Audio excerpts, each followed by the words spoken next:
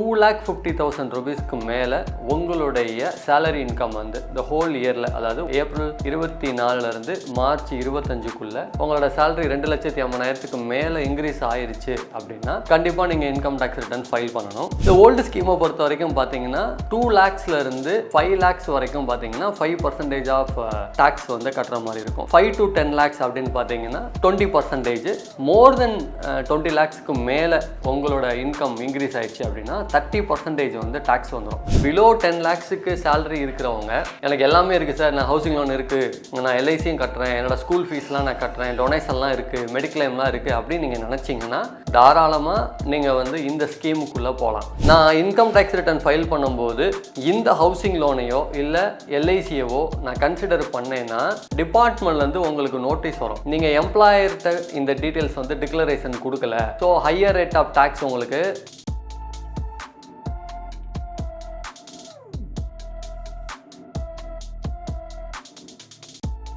Wealth podcast நேயர்களுக்கு மணிமாறன் கதிரேசனின் அன்பு வணக்கங்கள். இன்றைக்கி நம்ம எதை பற்றி பேச போகிறோம் அப்படின்னா, நீங்கள் வந்து சேலரிடு பர்சனாக சப்போஸ் சேலரி வாங்கி நீங்கள் இன்கம் டேக்ஸ் ரிட்டர்ன் ஃபைல் பண்ணணுன்னா எப்படி நம்ம வந்து ஸ்கீமை சூஸ் பண்ணுறது. அதாவது இப்போ 2 ஸ்கீம் அவைலபிளாக இருக்குது இல்லையா. ஓல்டு ரிஜிம்னு ஒன்று இருக்குது, நியூ ரிஜிம்னு ஒன்று இருக்குது. ஓல்டு ரிஜிம்னா நம்ம என்னெல்லாம் வந்து எடுத்து வச்சுக்கணும், அதாவது என்னென்ன டாக்குமெண்ட்லாம் நமக்கு தேவை. அதே மாதிரி நியூ ரிஜிம்னா நமக்கு எது தேவை, எந்த ஸ்கீமில் நம்ம ரிட்டர்ன் ஃபைல் பண்ணால் யூஸ்ஃபுல்லாக இருக்கும் அப்படிங்கிறத பற்றி தான் இன்றைக்கி நம்ம பார்க்க போகிறோம். ஸோ ஃபஸ்ட்டு நம்ம ஓல்டு ஸ்கீம்லேயே போகலாம். இன்கம் டேக்ஸை பொறுத்த வரைக்கும் இந்த ஓல்டு ஸ்கீம்ங்கிறது ரொம்ப வருஷமாகவே நம்ம ஃபாலோ பண்ணுற ஸ்கீம் தான். இது எப்போ நமக்கு இன்கம் டேக்ஸ் வரும் அப்படின்னா 2,50,000 ரூபீஸ்க்கு மேலே உங்களுடைய சேலரி இன்கம் வந்து இந்த ஹோல் இயரில், அதாவது ஒன் இயரில் ஏப்ரல் 24லேருந்து மார்ச் 25க்குள்ள உங்களோட சேலரி 2,50,000 மேலே இன்க்ரீஸ் ஆயிருச்சு அப்படின்னா கண்டிப்பாக நீங்கள் இன்கம் டேக்ஸ் ரிட்டர்ன் ஃபைல் பண்ணணும். அதே இன்கம் 5 lakhs வரைக்கும் இருந்ததுன்னா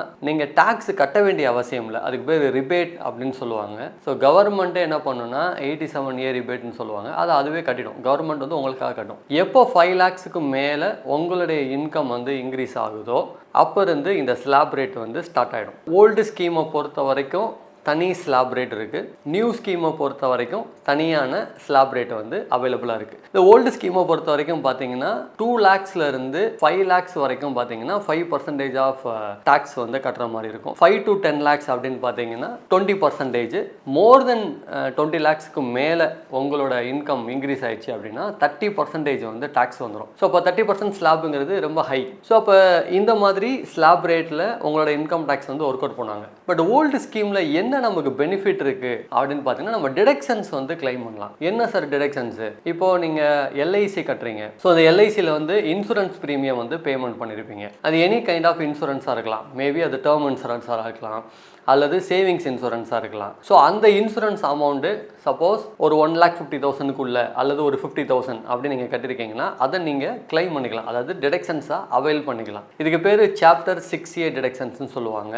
செக்ஷன் 80C கீழே இந்த மாதிரி எல்ஐசி கட்டுறது, ப்ராவிடென்ட் ஃபண்டு கட்டுறது, அதுக்கப்புறமா வந்து என்பிஎஸ் கட்டுறது, இது எல்லாமே அதுக்குள்ளே வரும். இது மட்டும் இல்லாமல் இப்போ நீங்கள் மியூச்சுவல் ஃபண்ட்ஸில் இன்வெஸ்ட் பண்ணியிருக்கீங்க. அந்த மியூச்சுவல் ஃபண்ட்ஸ் வந்து டாக்ஸ் சேவிங் மியூச்சுவல் ஃபண்டாக இருக்கலாம். நீங்கள் போட்டிருக்கிற ஃபிக்ஸ்டு டெபாசிட்ஸ் கூட டாக்ஸ் சேவிங் ஃபிக்ஸ்டு டெபாசிட்ஸாக இருக்கலாம். இந்த மாதிரி எனி கைண்ட் நீங்கள் வந்து 80Cயில் 80CCயில் 80CCBயில் நீங்கள் கிளைம் பண்ணிக்க முடியும். ஆனால் அதோட மேக்ஸிமம் லிமிட் வந்து பார்த்தீங்கன்னா 1,50,000 ரூபா தான். சார் அப்போ எக்ஸ்ட்ராவாக கிளைம் பண்ண முடியும் அப்படின்னா என்பிஎஸ் சொல்லுவாங்க, நேஷனல் பென்ஷன் ஸ்கீம். ஸோ அதில் நீங்கள் ஃபர்தராக ஒரு 50,000 வந்து நீங்கள் கிளைம் பண்ணலாம். அப்போ 80C அப்படிங்கிறதுல 80C அந்த கீழே எல்லாமே வரும். சிசி, சிசிடி, சிசிபி, இது எல்லாமே. அதுக்கு கீழே மொத்தமாக நீங்கள் 2 lakhs வரைக்கும் உங்களால் டிடக்ஷன்ஸ் வந்து கிளைம் பண்ண முடியும். சார் இது ஓல்டு ஸ்கீமில் மட்டும்தான் முடியுமா, நியூ ஸ்கீமில் பண்ண முடியாதா? டெஃபினட்டாக நியூ ஸ்கீமில் நீங்கள் கிளைம் பண்ண முடியாது.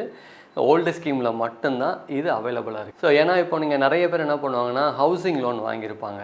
அந்த ஹவுசிங் லோனுக்கு வந்து பிரின்சிபல் பேமெண்ட் பண்ணியிருப்பாங்க. அந்த பிரின்சிபல் பேமெண்ட்டை நம்ம இந்த 80CCயில் தான் கிளைம் பண்ண முடியும். அதே போல் என்னோடய பையனை நான் ஸ்கூலில் சேர்த்துருக்கேன், அவனுக்கு நான் ஸ்கூல் ஃபீஸ் கட்டுறேன், அதெல்லாம் கிளைம் பண்ணணும் அப்படின்னு நீங்கள் நினச்சிங்கன்னா இந்த ஓல்டு ஸ்கீமில் தான் கிளைம் பண்ண முடியும். நியூ ஸ்கீமில் இது எதுவுமே வராது.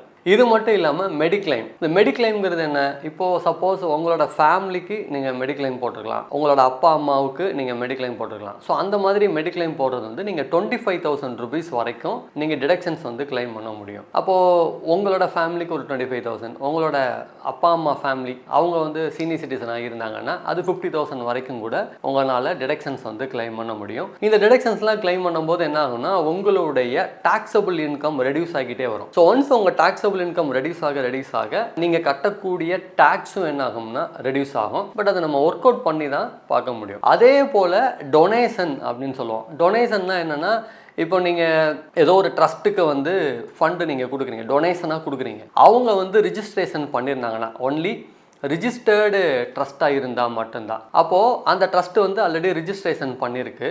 அந்த ரிஜிஸ்ட்ரேஷன் பண்ணி ஒரு சர்டிஃபிகேட் ஒன்று கொடுப்பாங்க. அது 8EG அப்படின்னு ஒரு சர்டிஃபிகேட், ஒரு ரிசிப்ட் வந்து கொடுப்பாங்க. அந்த ரிசிப்டை பேஸ் பண்ணி நம்ம என்ன பண்ணலாம்னா டிடக்ஷன்ஸ் வந்து கிளைம் பண்ணலாம். ஃபார் எக்ஸாம்பிள், இப்போ நீங்கள் வந்து ஒரு 20,000 rupees வந்து நீங்கள் என்ன பண்ணியிருக்கீங்க, டொனேஷன் கொடுத்துருக்கீங்க அப்படின்னா அதில் நீங்கள் என்ன பண்ணலாம்னா 10,000 rupees வரைக்கும், அதாவது 50% ஆஃப் டொனேஷன் அமௌண்ட் வந்து நம்மளால் என்ன பண்ண முடியும், டிடக்ஷன்ஸாக கிளைம் பண்ண முடியும். இந்த அவைலபிலிட்டி எல்லாமே ஓல்டு ஸ்கீமில் மட்டும்தான் இருக்குது. ஓகே சார், இப்போ நான் இதெல்லாம் ரெடி பண்ணோம், இதெல்லாம் நான் ஓல்டு ஸ்கீமில் தான் போகிறேன் அப்படிங்கிறத நான் யாருக்கிட்ட டிக்ளேர் பண்ணோம்? நீங்கள் உங்களை எம்ப்ளாயர்கிட்ட, நீங்கள் வந்து எம்ப்ளாயாக இருக்கீங்க, உங்களோட எம்ப்ளாயர்கிட்ட இதெல்லாம் நீங்கள் வந்து டிக்ளேர் பண்ணணும். சார் எனக்கு வந்து இந்த மாதிரி இன்சூரன்ஸ் இருக்குது, மெடிக்ளைம் இருக்குது, அப்புறம் ஹவுசிங் லோன் ரீபேமெண்ட் இருக்குது, அதுக்கான இன்ட்ரெஸ்ட் இருக்குது. ஏன்னா இப்போ நீங்கள் ஹவுசிங் லோன் இன்ட்ரெஸ்ட் வந்து கட்டுறீங்க அப்படின்னா 1,50,000, இப்போ 2 lakhs வரைக்குமே இருக்குது. 2 lakhs வரைக்கும் நீங்கள் என்ன கிளைம் பண்ணலான்னா இன்ட்ரெஸ்ட் அமௌண்ட்டை வந்து கிளைம் பண்ணிக்க முடியும். அப்போது 2 லட்ச ரூபா வரைக்கும் உங்களோட சேலரி இன்கமே ரெடியூஸ் ஆகும்.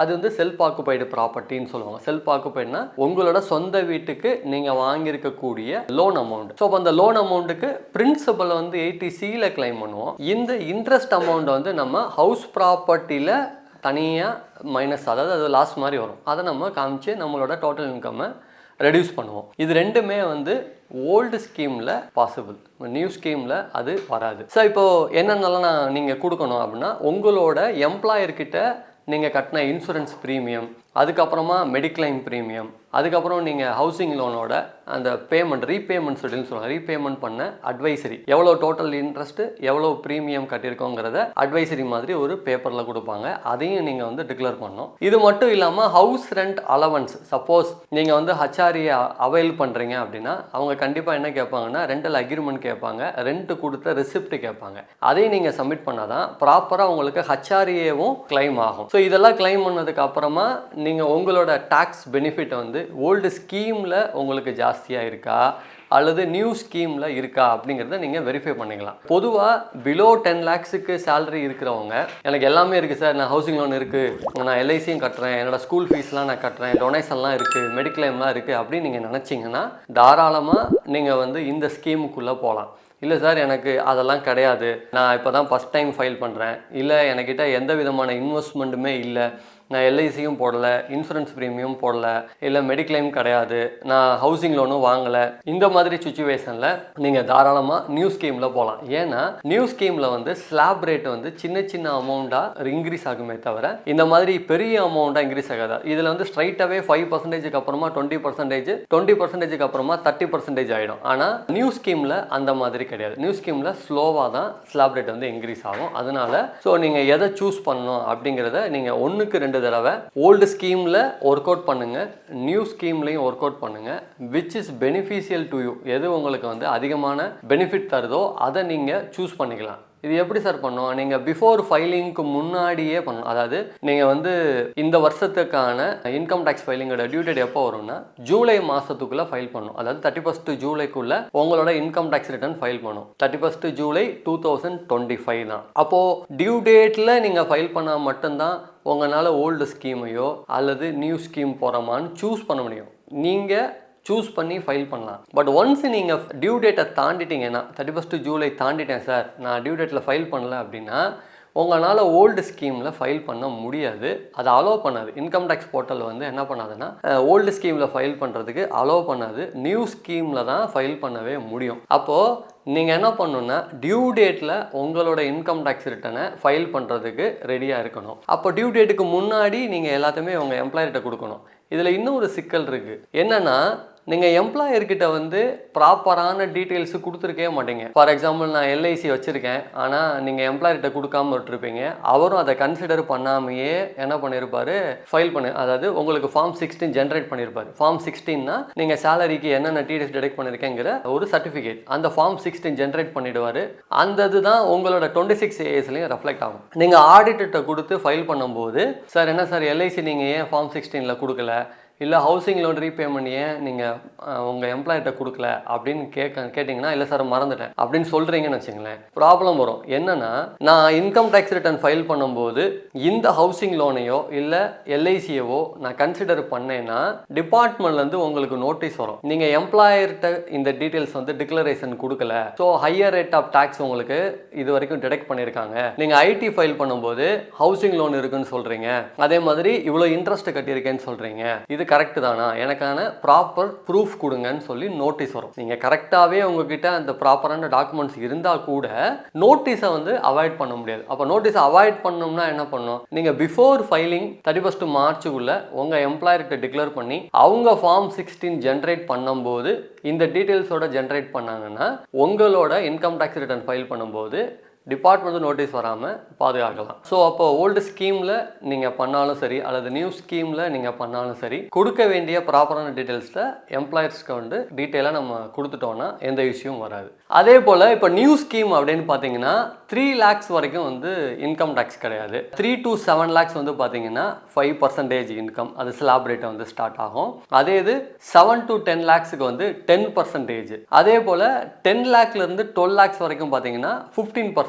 Then 12 lakhs to 15 lakhs வந்து 20%. மோர் தென் 15 lakhsக்கு தான் உங்களுக்கு வந்து 30% வரும். இந்த ஓல்டு ஸ்கீமில் நீங்கள் பார்த்தீங்கன்னா 5 to 10 lakhsலேயே உங்களுக்கு 20% வந்து ஸ்லாப் வந்துடும். ஆனால் இங்கே நீங்கள் 10 to 12 lakhs வரைக்குமே இங்கே வந்து எவ்வளோ தான்னா 15% தான். ஸோ அப்போ 10 lakhs வரைக்குமே உங்களுக்கு 10% ஸ்லாப்பு தான் வந்து நியூ ஸ்கீமில் இருக்குது. ஸோ இப்போ என்னென்னா, சார் என்கிட்ட டிடக்ஷன்ஸே இல்லை, எந்த விதமான டிடக்ஷன்ஸும் என்கிட்ட அவைலபிள் இல்லை, அப்போது நான் ஓல்டு ஸ்கீமில் போனீங்கன்னா 20% ஸ்லாப்பில் நீங்கள் டேக்ஸ் கட்டுற மாதிரி இருக்கும். அதே நேரத்தில் நியூ ஸ்கீமில் போனீங்கன்னா 10% ஸ்லாப்லேயே நீங்கள் கட்டுற மாதிரி இருக்கும். இது ஒன்று. ரெண்டாவது வந்து பார்த்தீங்கன்னா ஸ்டாண்டர்ட் டிடக்ஷன்ஸ். இப்போ ஸ்டாண்டர்ட் டிடக்ஷன்ஸ் வந்து 75,000 இன்க்ரீஸ் பண்ணிட்டாங்க. ஸோ முன்னாடி 50,000 இருந்தது, இப்போ 75,000 இன்க்ரீஸ் பண்ணுறாங்க. பட் இந்த நியூ ஸ்கீமில் நீங்கள் எந்த விதமான டிடக்ஷன்ஸையும் கிளைம் பண்ணவே முடியாது. ஃபார் எக்ஸாம்பிள், இப்போ நம்ம பேசின இன்சூரன்ஸ் ப்ரீமியமோ அல்லது ஹவுசிங் லோன் ரீபேமெண்ட்டோ இல்லை ஸ்கூல் ஃபீஸோ இது எதுவுமே கிளைம் பண்ண முடியாது. ஆனால் இதில் ஒரே ஒரு டிடக்ஷன்ஸ் மட்டும் நீங்கள் நியூ ஸ்கீமில் கிளைம் பண்ணலாம். அது என்னன்னா என்பிஎஸ்ன்னு சொல்லுவாங்க. So national pension scheme. இது எவ்வளவு அலவுடு அப்படின்னு பார்த்தீங்கன்னா 14% ஆஃப் பேசிக் சேலரி. உங்களோட பேசிக் சேலரியில் 14% வரைக்கும் நீங்கள் என்பிஎஸ் வந்து கிளைம் பண்ணிக்க முடியும் டிடக்ஷன்ஸாக. இது வந்து நியூ ஸ்கீமில் இந்த என்பிஎஸ் ஸ்கீம் மட்டும் அலவுடு. ஓல்டு ஸ்கீமில் அஸ் யூஸ்வல் 2 lakhs வரைக்கும் இருக்குது. ஆனால் இங்கே எந்த டிடக்ஷன்ஸும் நீங்கள் கிளைம் பண்ண முடியாது. பட் என்பிஎஸ்க்கு மட்டும் பர்டிகுலராக நீங்கள் கிளைம் பண்ண முடியும். அதுவும் ரெஸ்ட்ரிக்ஷன்ஸ் என்னென்னா 14% ஆஃப் யுவர் பேசிக் சேலரி. அதை தாண்டி நீங்கள் எக்ஸ்ட்ராவாக கிளைம் பண்ண முடியாது. ஸோ அப்போ நியூ ஸ்கீமில் நீங்கள் அஸ் யூஸ்வல் நார்மலாக நீங்கள் ஃபைல் பண்ணிட்டு தான் வரணும். இதை தாண்டி நீங்கள் வேறு என்ன பண்ண முடியும் அப்படின்னா, எந்த விதமான டிடக்ஷன்ஸும் அதை ஃபர்தராக எதுவுமே கிளைம் பண்ண முடியாது. டேரெக்டாக நீங்கள் இன்கம் டேக்ஸ் மட்டும் ரிட்டர்ன் ஃபைல் பண்ணுற மாதிரி இருக்கும். அப்போ ஓல்டு ஸ்கீமுக்கும் நியூ ஸ்கீமுக்கும் அப்போ இது என்ன சார் பெனிஃபிட் அப்படின்னு பார்த்தீங்கன்னா, நியூ ஸ்கீமில் உங்களோட ஸ்லாப் ரேட் வந்து ரெடியூஸ் ஆகிட்டே வரும், ரொம்ப கம்மியான ரேட்டு. பட் ஓல்டு ஸ்கீமில் ஸ்லாப் ரேட் வந்து ஜாஸ்தியாக இருக்கும். இது ஒன்று. ரெண்டாவது என்ன பெனிஃபிட் அப்படின்னு பார்த்தீங்கன்னா, இதில் நீங்கள் டிடக்ஷன்ஸ் கிளைம் பண்ண முடியாது. பட் ஓல்டில் யூ கேன் கிளைம் டிடக்ஷன்ஸ். சரி, நான் எப்படி சார் கண்டுபிடிக்க முடியும் இதில் எது எனக்கு வந்து யூஸ்ஃபுல் அப்படின்னு நீங்கள் எப்படி கண்டுபிடிக்க முடியும்னா, நம்ம ஒர்க் அவுட் பண்ணால் மட்டும்தான் அதை கண்டுபிடிக்க முடியும். உங்களோட சேலரி என்ன, நீங்கள் இது வரைக்கும் என்னென்ன டிடக்ஷன்ஸ் கிளைம் பண்ணியிருக்கீங்க, நீங்கள் என்னெல்லாம் இன்வெஸ்ட்மெண்ட் பண்ணியிருக்கீங்க. இப்போ ஓல்டு ஸ்கீமில் ஒர்க் அவுட் பண்ணனா உங்களுக்கு என்ன டாக்ஸ் பேயபிள் வருது, அதே நேரத்தில் நியூ ஸ்கீமில் நம்ம அதே இதை நம்ம அப்ளை பண்ணோம்னா என்ன டாக்ஸ் வருது. ஸோ இது ரெண்டையும் கம்பேர் பண்ணிவிட்டு எதில் டாக்ஸ் கம்மியாக இருக்கோ அதை நீங்கள் வந்து சூஸ் பண்ணலாம். இது நீங்கள் உங்கள் எம்ப்ளாயர்கிட்ட கூட கேட்கலாம், ஆர் நீங்கள் உங்களோட ஆடிட்டர்கிட்ட கூட நீங்கள் கேட்டிங்கன்னா அவங்க ஒர்க் அவுட் பண்ணி தருவாங்க. அதை நீங்கள் சூஸ் பண்ணி you can file your income tax return. இது ஒன்று. ரெண்டாவது வந்து பார்த்தீங்கன்னா அட்வான்ஸ் டேக்ஸ் அப்படின்னு சொல்லுவோம். இந்த அட்வான்ஸ் டேக்ஸ் வந்து நீங்கள் வந்து கண்டிப்பாக 31 மார்ச்சுக்குள்ளே பேமெண்ட் பண்ணணும். சார் நான் தான் சேலரிடு எம்ப்ளாயி தானே, நான் ஏன் அட்வான்ஸ் டேக்ஸ் கட்டணும், எனக்கு தான் அவங்க ஆல்ரெடி டிடிஎஸ் ப்ராப்பராக பிடிச்சிட்டு வராங்கல்ல. ஸோ டிடிஎஸ் பிடிச்சதுக்கப்புறம் நான் ஏன் அட்வான்ஸ் டேக்ஸ் கட்டணும் அப்படின்னு ஒரு கொஸ்டின் வரும். இதில் நிறைய பேர் என்ன பண்ணுவாங்கன்னா, ஃபிக்ஸட் டெபாசிட்ஸ் போட்டு அதில் இன்ட்ரெஸ்ட் இன்கம் வந்திருக்கலாம். மியூச்சுவல் ஃபண்ட்ஸில் டிவிடன் இன்கமோ, இல்லை ஷேர் ட்ரேடிங்கில் டிவிடன் இன்கமோ, இல்லை கேபிட்டல் கெயின் இன்கமோ, அதை தாண்டி ரெண்டல் இன்கம் கூட இருக்கும். ஏன்னா இப்போ ஒருத்தருக்கு ஒன்றுக்கு மேலே 2 வீடு இருக்கலாம். அந்த ரெண்டல் இன்கம் அவருக்கு வந்துட்டுருக்கலாம். ஸோ அப்போ சேலரி தாண்டி சில அதர் இன்கம்ஸ் வந்து அவருக்கு ரெகுலராக வந்துகிட்டே இருக்குது அப்படின்னா, அந்த இன்கம் மோர் தென் உங்களோட டாக்ஸபிள் டோட்டல் டேக்ஸ் வந்து 10,000 ரூபீஸ்க்கு மேலே போயிடுச்சு அப்படின்னா நீங்கள் கண்டிப்பாக அட்வான்ஸ் டேக்ஸ்னு ஒன்று கட்டணும். அப்போது இது வரைக்கும் நான் அட்வான்ஸ் டேக்ஸே கட்டலை சார், நான் என்ன பண்ணலாம்? 31 மார்ச்சுக்குள்ளே நீங்கள் என்டையர் டேக்ஸ் எவ்வளோ உங்களுக்கு வரும்னு நினைக்கிறீங்களோ ஆஃப்டர் டிடிஎஸ், ஏன்னா உங்களோட சேலரியில் அவங்க கண்டிப்பாக டிடிஎஸ் வந்து டிடெக்ட் பண்ணியிருப்பாங்க. அந்த டிடிஎஸ் போக உங்களுக்கு அதர் இன்கம் இருக்கும். அந்த இன்கம்க்கு என்ன டேக்ஸ் லைபிலிட்டி வருதுங்கிறத மார்ச்சுக்குள்ளே நீங்கள் கட்டிட்டீங்கன்னா ஹையர் ரேட் ஆஃப் இன்ட்ரெஸ்ட்டை வந்து நீங்கள் ரெடியூஸ் பண்ணலாம். ஏன்னா அட்வான்ஸ் டேக்ஸ் வந்து நீங்கள் வித்தின் தி டியூ டேட்டுக்குள்ளே கட்டலைன்னா கூட உங்களுக்கு இன்ட்ரெஸ்ட் வந்து டிபார்ட்மெண்ட் வந்து லெவி பண்ணுவாங்க. அது 234B அப்புறம் 234C அப்படின்னு செக்ஷனில் வரும். ஸோ அதை நீங்கள் அட்லீஸ்ட் ரெடியூஸ் பண்ணலாம். ஸோ 31 மார்ச்சுக்குள்ளே நீங்கள் வந்து அட்வான்ஸ் டேக்ஸ் கட்டிட்டீங்கன்னா, ஏன்னா இப்போ டிசம்பர் 15th ஒரு அட்வான்ஸ் முடிஞ்சு தான் 3rd குவார்ட்டரோட அட்வான்ஸு. அடுத்து நீங்கள் மார்ச் 31க்குள்ளே you should pay the advance. So payment பண்ணியாச்சுன்னா அதுக்கான இன்ட்ரெஸ்ட் வந்து ரெடியூஸ் ஆகும். ஸோ இப்போ இன்ட்ரெஸ்ட் ரெடியூஸ் ஆகும். அதுக்கப்புறம் நீங்கள் செல்ஃப் அசஸ்மெண்ட் டேக்ஸ் தேவைப்பட்டால் கட்டிட்டு ஃபைல் பண்ணலாம். இல்லைன்னா நீங்கள் டேரெக்டாக என்ன ஆக்சுவல் டேக்ஸ் லைபிலிட்டி வருதோ அதை வச்சு நீங்கள் ஃபைல் பண்ணிவிட்டு நீங்கள் ஃபைல் பண்ண முடியும். அது ஓல்டு ஸ்கீமாக இருந்தாலும் சரி, நியூ ஸ்கீமாக இருந்தாலும் சரி. இந்த அட்வான்ஸ் டேக்ஸ் வந்து ஓல்டு ஸ்கீமுக்கும் அப்ளிகபிள், நியூ ஸ்கீமுக்கும் அப்ளிகபிள். இது வந்து ஓல்டு ஸ்கீமு அதனால் எனக்கு அட்வான்ஸ் டேக்ஸ் வராது, அல்லது நியூ ஸ்கீமு அதனால் அட்வான்ஸ் டேக்ஸ் வராது அப்படிலாம் இல்லை. அப்போ யாருக்கு அட்வான்ஸ் டேக்ஸ் வரும்னா, உங்களோட டேக்ஸ் அமௌண்ட்டு 10,000 ரூபாய்க்கு மேலே ஒரு வருஷத்துக்கு இன்க்ரீஸ் ஆயிடுச்சுன்னா எல்லாத்துக்குமே அட்வான்ஸ் டேக்ஸுங்கிறது மஸ்ட்டு தான். நீங்கள் கண்டிப்பாக அட்வான்ஸ் டேக்ஸ் கட்டணும். சார் எனக்கு சேலரியை தவிர வேறு எந்த இன்கமும் வரல சார், ஒன்லி சேலரி இன்கம் மட்டும்தான், இப்போ நான் அட்வான்ஸ் டேக்ஸ் கட்டணுமா அப்படின்னா தேவையில்லை. ஏன்னா உங்களோட கம்பெனியே எவ்ரி மந்த் வந்து உங்களுக்கு டிடிஎஸை டிடெக்ட் பண்ணி அவங்களே கட்டிடுவாங்க. அதனால் நீங்கள் ஃபர்தராக அட்வான்ஸ் டேக்ஸ் அப்படின்னு ஒன்று கட்ட வேண்டிய அவசியம் இல்லை. உங்கள் சேலரியை தாண்டி அதர் இன்கம் இருக்கும்போது மட்டும்தான் இந்த அட்வான்ஸ் டேக்ஸ் வந்து உங்களுக்கு வரும். அதுபோல் கேபிட்டல் கெயின்ஸும் இப்போ உண்டு. ஸோ கேபிட்டல் கெயின்ஸு நம்ம எல்லாருக்கும் தெரியும். என்ன கேபிட்டல் கெயின்ஸ்? இப்போ மியூச்சுவல் ஃபண்டில் இன்வெஸ்ட்மெண்ட் பண்ணியிருப்போம், ஷேர் ட்ரேடிங் பண்ணிட்டு இருப்பாங்க, இப்போ F&Oவில் நிறைய பேர் இன்வெஸ்ட் பண்ணுறாங்க. ஸோ அதுலேருந்து அவங்களுக்கு இன்கம் ஜெனரேட் ஆகுது. இல்லை டிவிடெண்ட் வாங்கியிருக்காங்க, ஃபிக்ஸ்ட் டெபாசிட் இன்ட்ரெஸ்ட் வந்துருக்கு, இதுக்குமே நீங்கள் இன்கம் டேக்ஸ் கட்டி தான் ஆகணும். ஸோ அப்போ அதுக்கான இன்கம் டேக்ஸ் வரும், அல்லது கேபிட்டல் கெயின் வரும். ஸோ கேபிட்டல் கெயின்னா இப்போ மியூச்சுவல் ஃபண்ட் வந்து நீங்கள் என்ன பண்ணுறீங்கன்னா ரெடீம் பண்ணுறீங்க. ஸோ மியூச்சுவல் ஃபண்ட் ரெடீம் பண்ணிங்கன்னா என்ன ஆகும்? உங்களுக்கு கெயின் வரும். அந்த கெயினுக்கு நீங்கள் வந்து கேபிட்டல் கெயின் கட்டணும். ஆர் இல்லை நீங்கள் ஷேர் வாங்கி வச்சுருக்கீங்க, இப்போ நீங்கள் அதை மொத்தமாக சேல் பண்ணிட்டீங்க, அதுக்கும் டேக்ஸ் வரும். இப்போ இந்த கேபிட்டல் கெயின் டேக்ஸ் வந்து பார்த்தீங்கன்னா உங்களுக்கு வந்து 12.5% இது லாங் டேர்ம் கேபிட்டல் கெயினாக இருந்தால், ஷார்ட் டேர்ம்னா 20%. பட் இதில் ஒரு பெரிய டிராபேக் என்ன அப்படின்னு பார்த்தீங்கன்னா, இப்போ வந்து கேபிட்டல் கெயினில் வந்து இண்டெக்ஸேஷன் பெனிஃபிட் வந்து கிடையாது. அது என்ன இண்டெக்ஸேஷன் பெனிஃபிட் அப்படின்னா, இப்போ நான் வந்து 2000 வாங்கியிருக்கேன்.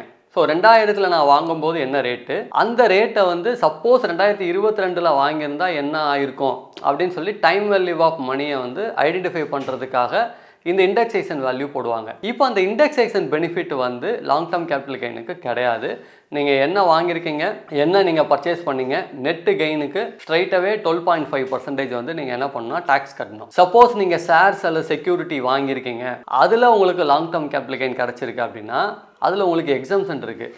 எவ்வளோ வர எக்ஸம்ஷன்னா 1,25,000 வரைக்கும். இதுக்கு முன்னாடி 1 lakh இருந்தது, இப்போ 1,25,000 வரைக்கும் எக்ஸம்ஷன் வந்து நீங்கள் கிளைம் பண்ணிக்கலாம். ஸோ இப்போ அப் டு 1,25,000 வரைக்கும் உங்களோட கெயின் இருந்துச்சுன்னா, அது லாங் டேர்ம் கேபிட்டல் கெயினாக இருந்துச்சுன்னா அதுக்கு நீங்கள் தனியாக டேக்ஸ் கட்ட வேண்டிய அவசியம் இல்லை, அது எக்ஸம்ப்டடில் வந்துடும். இதே இது ஷார்ட் டேர்ம் கேபிட்டல் கெயினாக இருந்தால் கண்டிப்பாக நீங்கள் டேக்ஸ் கட்டணும். அது ஈவன் தோ 1,25,000 இருந்தாலும். இல்லை சார் எனக்கு லாங் டேர்ம் கேபிட்டல் கெயின் வந்து 3 lakhs வந்துருச்சு அப்படின்னா நீங்கள் என்டையர் 3 lakhsக்கும் உங்களோட இன்கம் டேக்ஸ் வந்து நீங்கள் கட்டணும். இதையே நம்ம இப்போ ஜான்வரி 2025 சொல்கிறோன்னா, இப்போ நீங்கள் இந்த டாக்குமெண்ட்லாம் ப்ரிப்பேர் பண்ணால் தான் உங்களோட எம்ப்ளாயர்கிட்ட நீங்கள் அதை டிக்ளேர் பண்ண முடியும். ஸோ டிக்ளேர் பண்ணிங்கன்னா தான் அவங்களும் அதுக்கேற்ற மாதிரி ப்ராப்பராக உங்களோட ஐடி ரிட்டர்ன்ஸோ ஃபார்ம் 16 ப்ராப்பராக ஜென்ரேட் பண்ணுவாங்க. ஸோ இதில் உங்களுக்கு வேறு ஏதாவது டவுட்டோ, இல்லை எனக்கு இந்த மாதிரி சுச்சுவேஷன் இருக்குது, அதுக்கு நான் என்ன பண்ணணும் அப்படின்னு நீங்கள் கேட்டிங்கன்னா உங்களோட கமெண்ட்ஸை இந்த வீடியோ கீழே போடுங்க. நம்ம அடுத்தடுத்து வரக்கூடிய வீடியோவில் அதை பற்றி நம்ம பார்க்கலாம்.